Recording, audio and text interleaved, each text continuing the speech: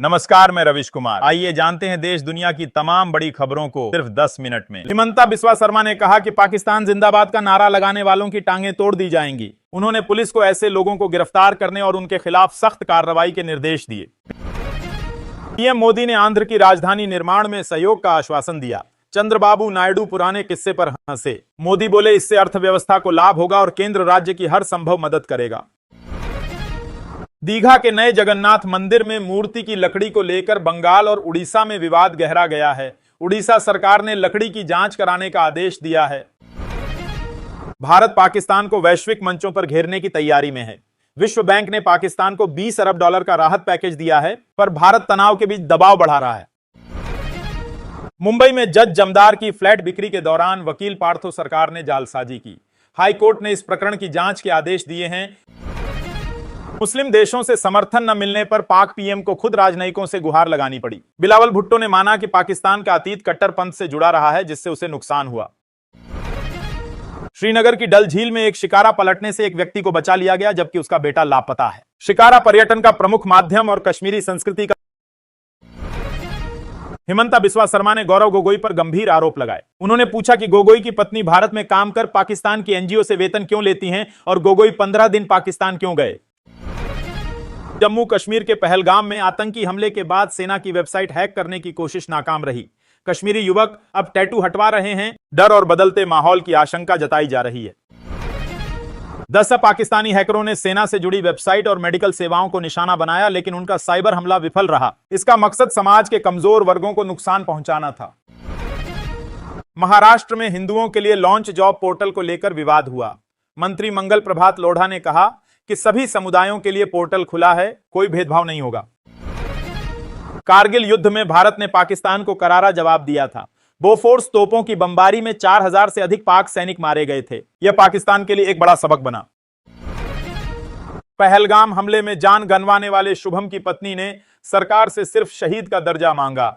उन्होंने कहा कि उन्हें न पैसा चाहिए, न नौकरी, बस सम्मान चाहिए। पीएम मोदी के रातों की नींद हराम बयान पर कांग्रेस ने पलटवार किया। कहा कि हम दिन रात मेहनत कर मोदी को जवाबदेह ठहराएंगे। मोदी ने केरल के कार्यक्रम में यह टिप्पणी की थी।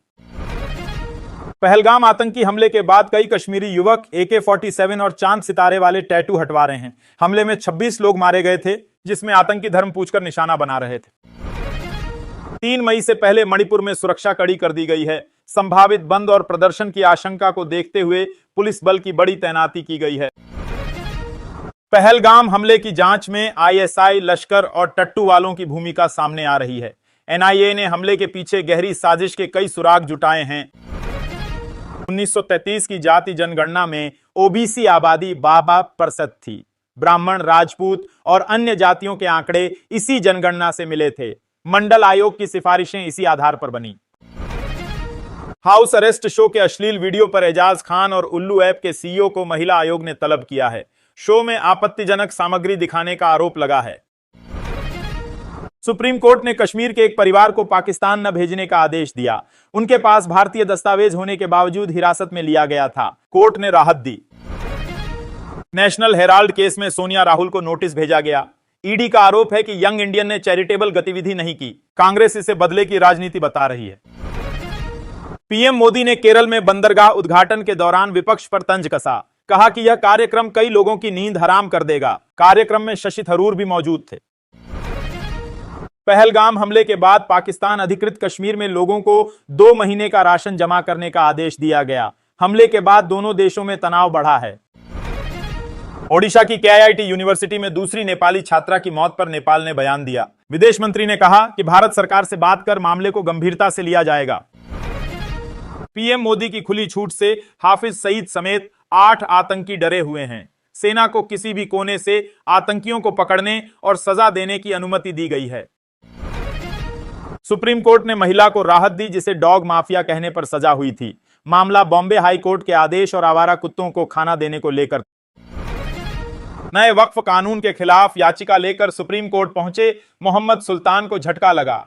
CJI ने कहा कि अब और याचिकाएं नहीं ली जाएंगी।